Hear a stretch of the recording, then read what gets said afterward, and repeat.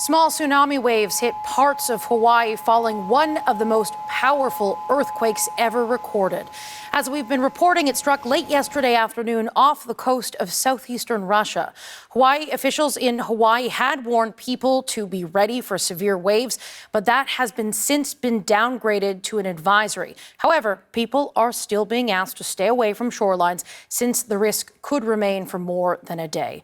To speak more about this, we're joined now by Katsu Goda. He is an expert on earthquakes, tsunamis, and risk assessment. He's also the Canada Research Chair in Multi-Hazard Risk Assessment at Western University. He's in London. Thank you very much for joining us this morning. I want to start by asking, as you're watching this all unfold, what is your biggest concern in this moment? Well, at this point, to avoid a casualty, fatality, without neglecting kind of advisory kind of messages from the authority, I think that's one of the major things. And then, of course, the earthquake damage to Russian cities, those are, I think, the major concerns. And what stands out to you when we seen what we know so far when it comes to the warnings about the tsunamis and the damage in Russia? Is there anything that stands out to you as the most significant concern in this moment? Well, I think that the good thing is that all the countries around the Pacific has been kind of alerted and then reacted. So the good example is Hawaii, and I've seen many news in Japan and also BC coast. So I think we kind of reacted promptly and then we are alert. So I think that's a good thing that we did.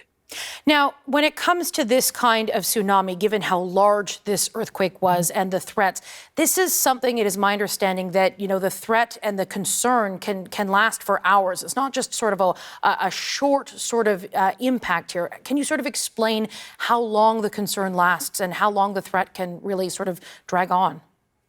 Sure. Regarding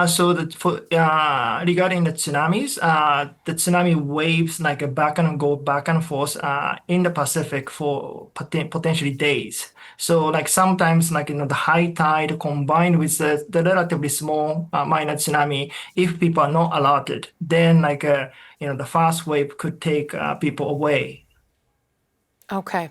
And now when it comes to warnings and advisories that are issued by different governments and different authorities, given that there is a risk for prolonged danger here, how vital are they in these moments?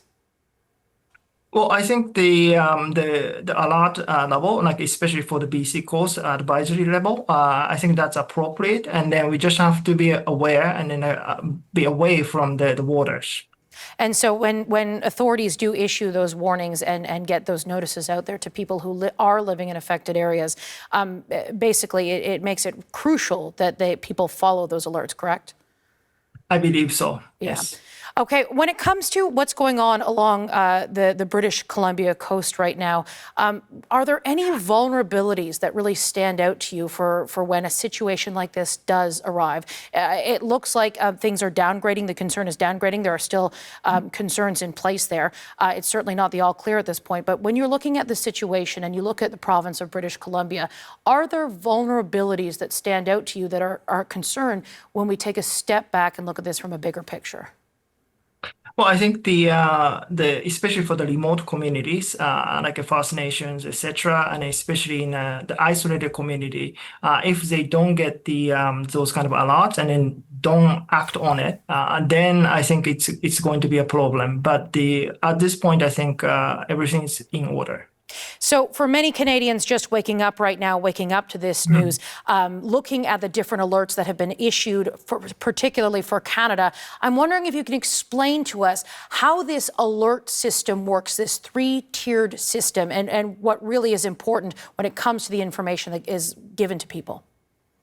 Well, not just Canada, but globally, we have an international kind of tsunami early warning system led by NOAA in US, and then we have actually the voice system in the water, and then those kind of global system will be able to detect those waves. And then those alert warnings are based on those actual measurement.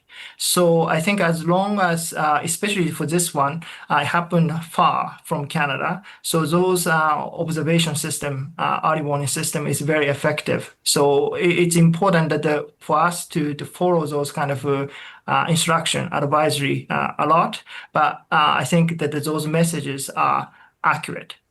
All right. Thank you very much for helping explain this and break this down so it's easier for Canadians to understand exactly what is taking place right now, particularly when it comes to what is happening in British Columbia.